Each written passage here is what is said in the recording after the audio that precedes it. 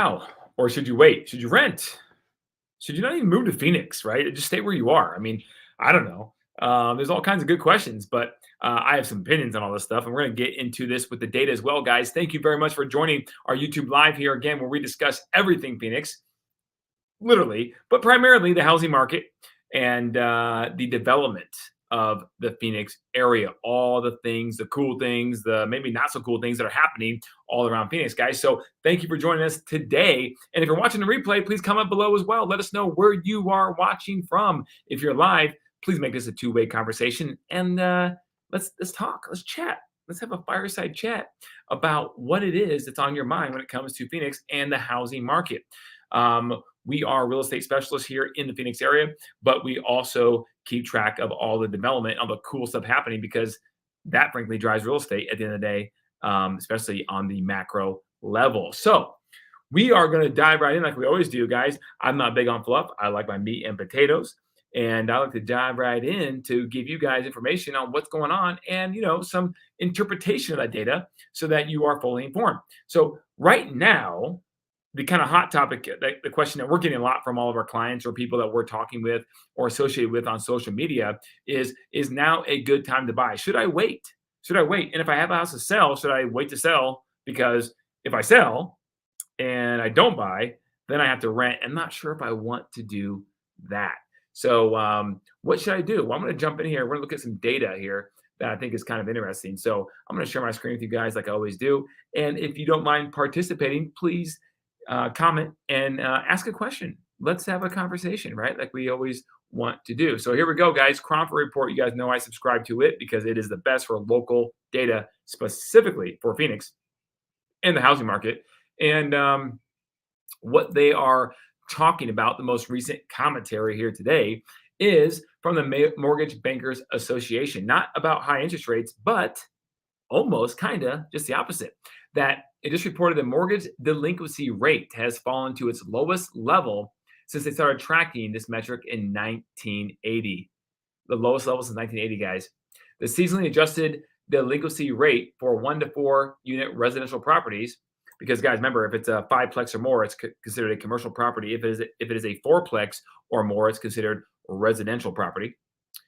It stood at 3.37% in the second quarter of 2023, down from 3.64% 1 year earlier.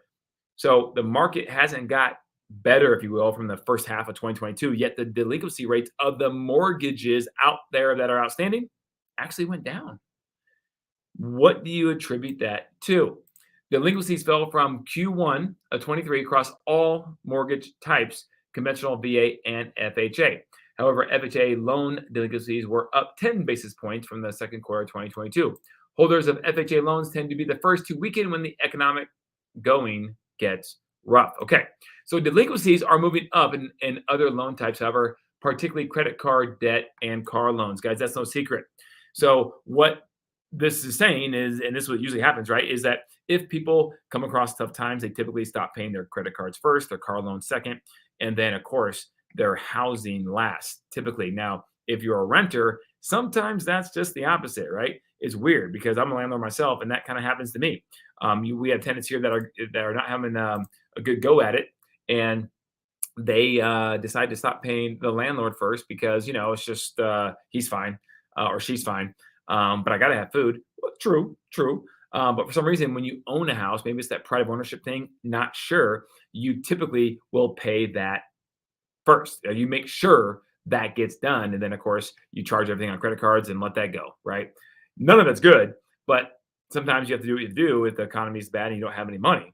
In this situation, delinquencies are actually going down. So that is a good thing. So anyone out there, any clickbait that's telling you that mortgages are going delinquent across the board at high levels and foreclosures are going up, it's just not true, guys. It's just not true. Not in Phoenix. Maybe other cities across the country, but not in Phoenix. It's not true. And even at 3 point whatever percent, even if it went up a little bit, went from 3.37 to 3.75 or something like that, that's still nothing. 3% is nothing compared to the percentage we were facing. I remember the good old days, right? Not really. That was not the good old days, but you know what I'm saying, when it was the great financial crisis, the great recession, and man, all there was out there were short sales and foreclosures, and everything seemed to be delinquent. So pretty crazy from that standpoint. So this is good news. This is good news. Now, there's a couple of good things on here I want to share with you as well.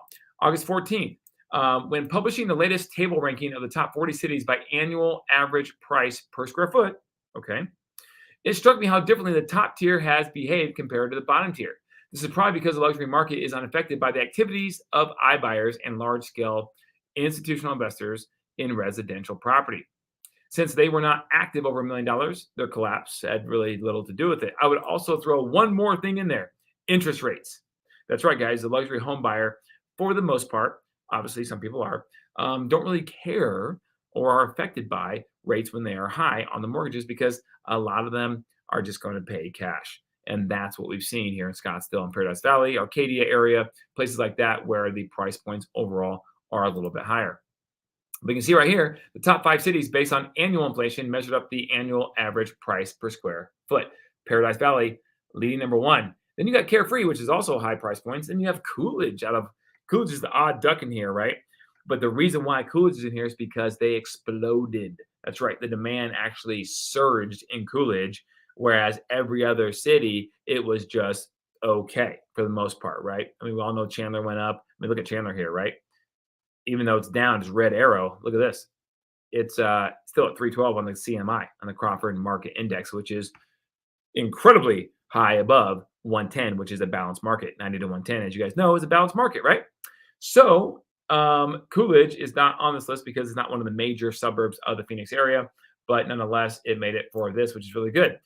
At the other end, who is included in that? Arizona City, Florence, Litchfield Park, Sun City West, and El Mirage. Now, these are all suburbs that have lower price points and on the outskirts of the city for the most part. Litchfield Park, you make the argument, is not terribly on the outskirts, but it is a suburb on the west side of the valley. Okay, so that is interesting. Now, this is an interesting too commentary I wanted to share with you guys as well because the Crawford report brought it this week, right? August 12th. I wonder how many people 12 months ago were expecting the average sales price per square foot to be essentially unchanged a year later. Raise your hand. Put one in the chat, right? No, you don't have to. I'm not going to force you to participate here, but you know what I'm saying? They say that in like Zoom calls. Put one in the chat for this, two in the chat for that. Well, put one in the chat if you actually thought that the sales price per square foot was going to be unchanged a year later when we saw the free fall in the second half of 2022. Yeah, probably not many. I can't say that I did. You know, we're all hopeful that it would be, that we get the result we had today with the economy and the environment the way it is. But I don't think too many people were predicting that one, guys. Most observers, and especially the iBuyers, here you go, were in abject despair after the quick price decline that occurred between June and August of 2022 down through the rest of the year. So you can see right here, monthly average sales price per square foot, okay? To be pedantic, that's a good word. We were actually 20 cents lower today than a year ago. 20 cents lower today on a monthly average sales price per square foot basis. But in the last 12 months, the average price per square foot dropped as low as $264 in the second week of 2023, only to recover by almost 8% in the 7 months since then. So here we go. An 8% rise when demand is far below normal reminds us of the important effect of the chronic lack of supply in our housing market. The average price per square foot is up 48% from the same point in 2020. It is not a bubble, so it is not bursting. Let me just repeat this one more time, guys. This is good news, however way you look at it, in my opinion, right? Especially as a homeowner. Now, if you're a buyer who just moved here and you want to buy, yeah, that sucks. I mean, I wish you would have bought in 2020, but read that part one more time. I'll put it right here in the middle of my screen. The average price per square foot is up almost 48% from the same point in 2020. It's not a bubble, so it's not going to burst. Not in Phoenix. And it's funny because we were actually talking with Tina here this morning on a call, and she was saying that, in her opinion, as the local economist of choice, that knows everything about the Phoenix housing market specifically, that although there could be a mild recession in the weeds or upcoming here shortly for some markets across the United States, in Phoenix, she just doesn't see it happening. She just doesn't see it happening, guys. So take it from her, who's an economist, who doesn't have a dog in the fight, She's going to be just fine making her living no matter what the market does, because people are just going to subscribe to her for the data that she compiles and interprets, which is very valuable, as you can see. But when she says it, I think it maybe there's no bias, right? There's no hidden agenda that you might think someone might have who's maybe in the business, right? Hopefully, you don't think I do, because I don't. But we're all human, and at the end of the day, I guess you could always be slanted that way to an extent. But she does not, and she just flat out said, although she could be wrong, no one knows for sure, that she just doesn't see that mild housing recession happening in Phoenix before rates potentially start to drop.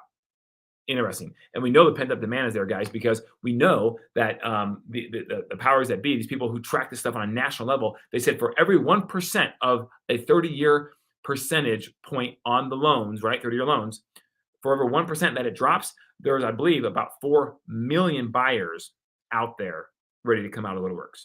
So that's a lot of pent up demand across the country. Now, Arizona, I don't have that figure. I don't know what it is in the state of Arizona, but I know there is a lot. It's out there. So there will be more competition if that happens. It just may not happen for a little while. So there is this golden opportunity, in my opinion, right now, that even though you pay a high interest rate, potentially you could still get a decent deal. Meaning, what do you consider a deal, right? For me, in this situation, I'm describing a deal as the house you want, with the terms that you want, and as good as price you can get in this market. It's not going to be like what it was a year ago or two or three, but that would be a good deal with no competition. That's how you get that kind of deal. You get that kind of deal when there's little competition to have to worry about.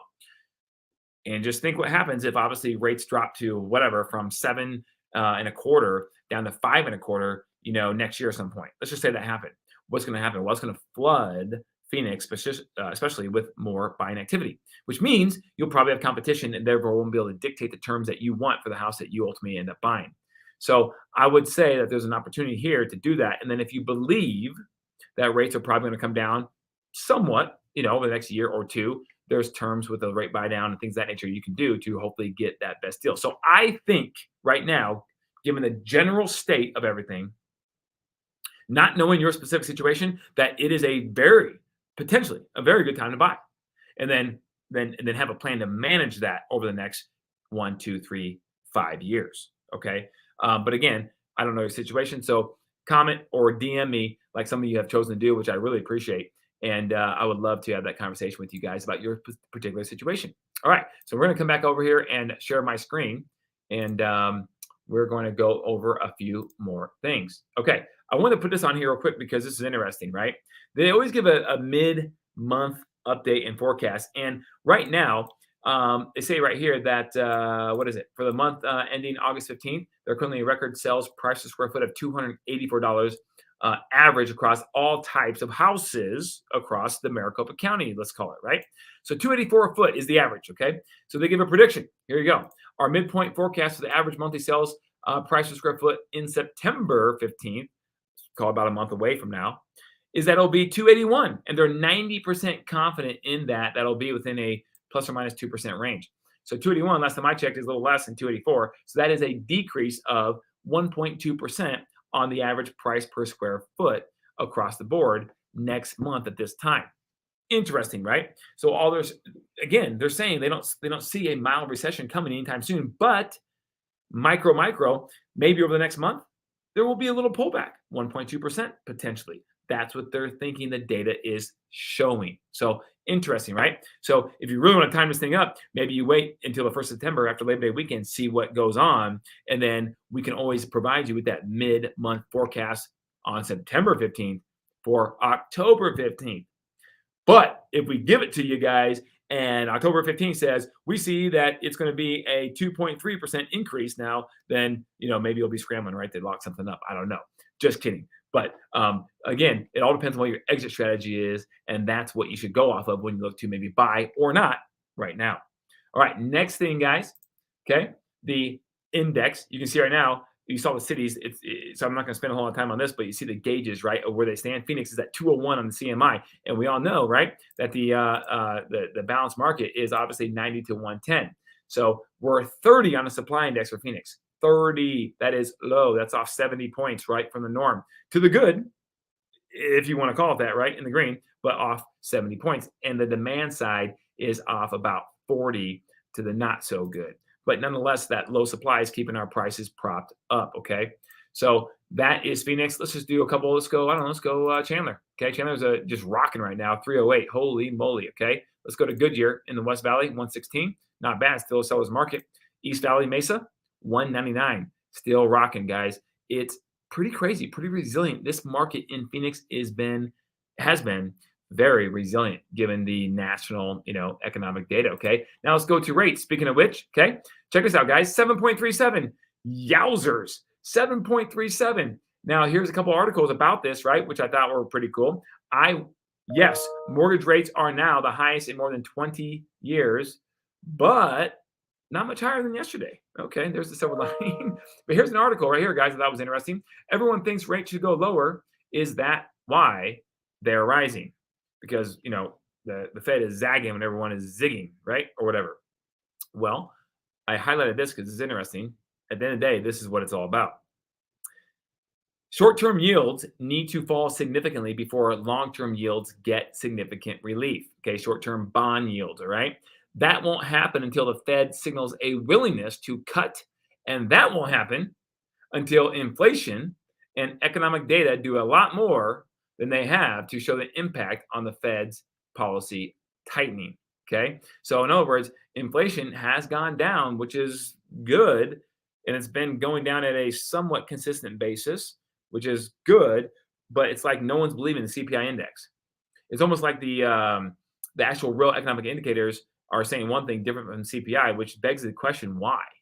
There's different ways they extract that inflation data. Let's just hope that the general consensus is that they're not, fluffy numbers, right? Let's hope not, right? But nonetheless, the Fed's going to keep doing it. They've signaled so far they're going to probably raise rates at least one more time through the end of this year. So we'll see what happens there. So sidebar, okay? Well, I got you here talking about this. If that's what they're going to do, you guys need to be taking the money you have and getting it out of a Chase or Wells Fargo checking account that's paying 0.0002 still, and put it into a high yield liquid checking account at the very least, and make that 4 to 5% that a lot of these accounts are paying now, right? So at least you're taking advantage of that difference, because if you go to get a mortgage or a car loan or whatever, you're going to pay a lot more. You might as well get a lot more while we're in this environment. Just my 2 cents. Abby, what's going on? Thank you for watching as always. Do you think rates will creep above 8%? Yes. Did I really just say that? I did. I mean, I wanted to not. I was trying to choke myself and not say that, but yeah. I think there's a good chance they do before the end of the year. So you heard it here first, guys. I hope I'm wrong.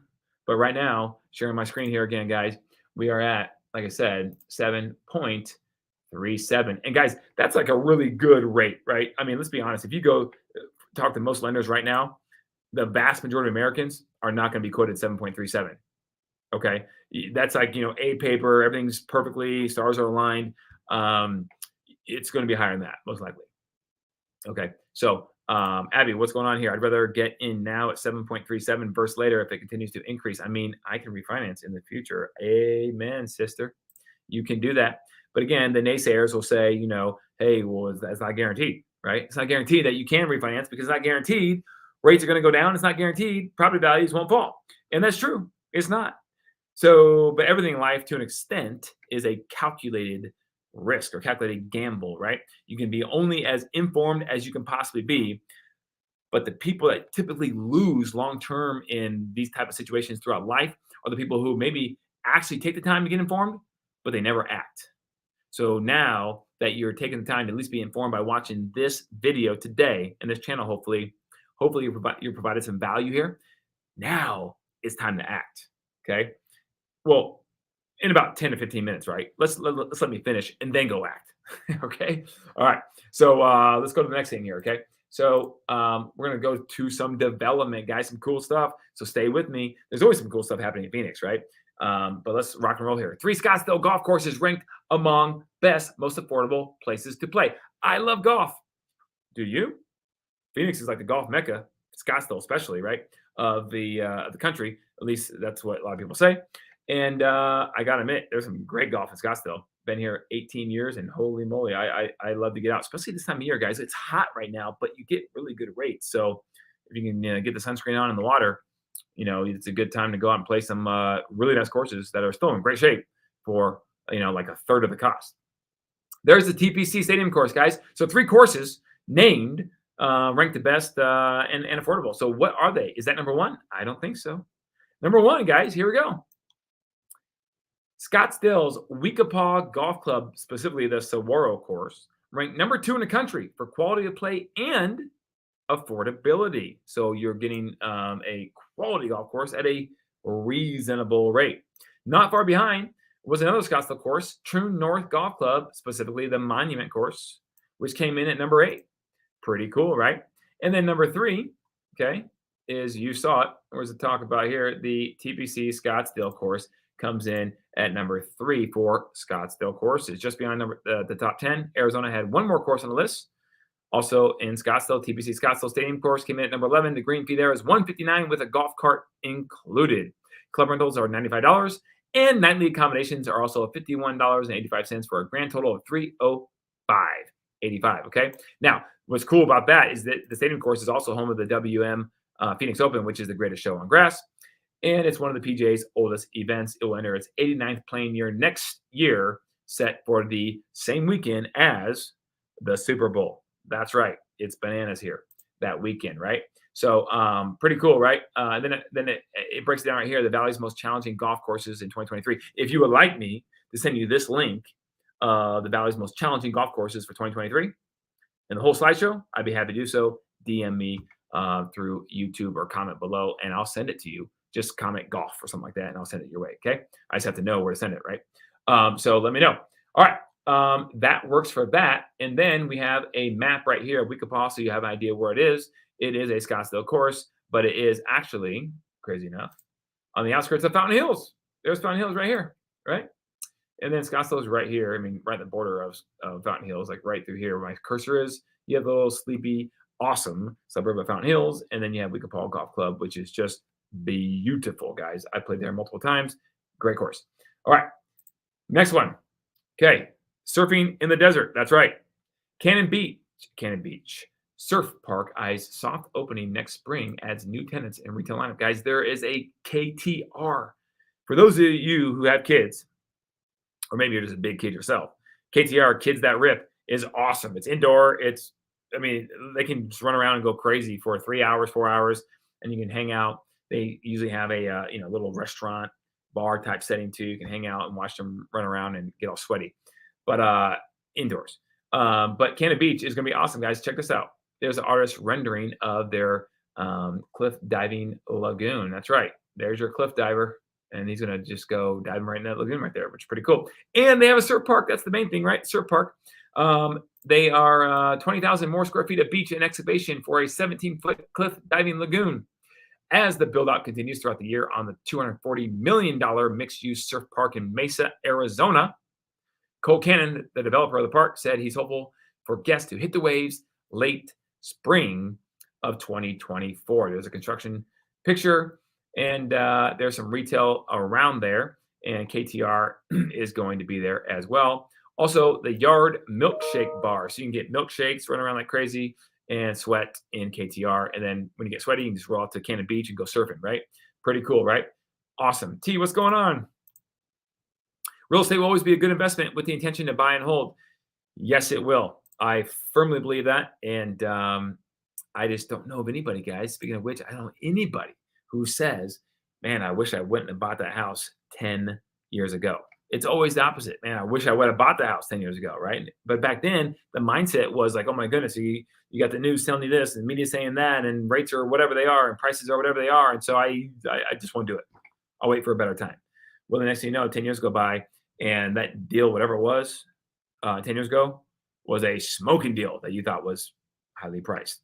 I know. Trust me. I've been there too. I'm not immune from that same deal. I wish there was plenty of times I would have acted when I did not. Good thing was I acted a decent amount of time, but I wish I would have acted more. But don't we all, right? But good point, T. Thank you for sharing that. All right, so that's the surf park. A few more things here, guys. These Arizona cities coordinate to save water, a model for parched Western cities. So a couple things about this. Okay, Tucson. Check this out. The city, Tucson, uses virtually the same amount of water as it did in the mid 1980s. With 40% more population, there are around 546,000 residents, guys. So this city uses about the same amount of water it did in the mid 1980s. That is crazy. That's good. That's good. That means technology is working. Conservation is working to try to make all desert cities a better place for the future, right? It talks about the state of the river, Colorado River. We beat that to death on this show, nonetheless, Colorado River is very important, and it's been in the drought for about 20 years. The past 1 year that we had was awesome to try to replenish some of it. It just can't make up for 20. But if we have a few more of those years, that will really help. Also, too, it talks about the agreement between the lower basin states, right? California, Arizona, and Nevada agreed to 3 million acre feet voluntary water cuts to prevent mandatory restrictions from the federal government, which is probably coming probably 2026. That's coming. But they had their own thing they put up, that's really good. Also, what I want to cover on here is wastewater. Okay, Phoenix owns a wastewater treatment facility with 4 other cities in the valley: Glendale, Mesa, Scottsdale, Tempe. That water is currently discharged into the Salt River, but Phoenix wants to now use it, recycle wastewater for drinking water. How about that, huh? So, guys, the Salt River, you can float down the Salt River, and they always say, man, the Salt River is a little cloudy. I mean, let's I'm pretty sure they're filtering all that wastewater, right, to get it as, like 98% clean or 99% clean, right? Not like 99.9 to drink it, but 98, I'm hoping. That, by the way, for the record, that doesn't say that in here, but let's all hope so, because I've done tubing down the Salt River before, and I've jumped in there, and it was great. It's cold water compared to the hot temperature outside, but I guess that's where a lot of the wastewater that's treated is dumped into. But it also talks about how some bars are now starting to use wastewater for their breweries, the breweries for their beer. So, maybe that makes better tasting beer. I don't know. We'll see. Okay, DraftKings, guys. You heard of DraftKings before. Did you know, speaking of the Waste Management Phoenix Open and the TPC Scottsdale, did you know that DraftKings has a swanky sportsbook building, physical, tangible building that is almost done right by, there it is, there's a rendering right by the TPC Scottsdale, guys. So now all the degenerates that are going to the Waste Management Phoenix Open, probably a couple sheets to the wind, can now walk right into the DraftKings and bet on something. So go figure. I'm sure that will be I'm sure the Scottsdale Police Department is not looking forward to that. But anyways, it's kind of cool from a betting super miniature Las Vegas, feel or vibe in Scottsdale, right? Kind of cool, maybe. You don't have to go to Vegas. You can go at the DraftKings right there and find a sports book.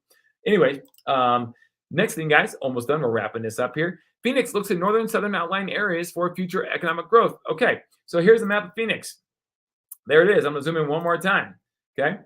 Actually, I'll zoom back out. There's the boundaries you see. So Phoenix has plenty of room to grow, but they're looking at growing north, up this area, or south down to this area. Now, they didn't define any boundaries that I'm aware of, but that's the only way they can go, because there's suburbs on the west side and the east side. Okay. But there is room to grow, and grow they do want to do. So it talks about the TSMC, the Taiwan Semiconductor Manufacturing Plant, right? That's huge, going up in North Phoenix, and all the additional population growth and business from that.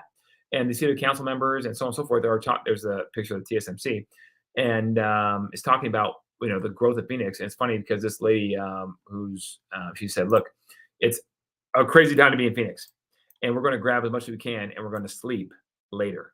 I love that, right? So let's go, Phoenix. Let's blow this thing up and grow. And with growth comes a lot of opportunity, guys. So anyways, they're talking about that, and we're looking to grow, and how Phoenix is supporting all of its growth. And did you know that the White House actually designated city as one of 5 cities across the country?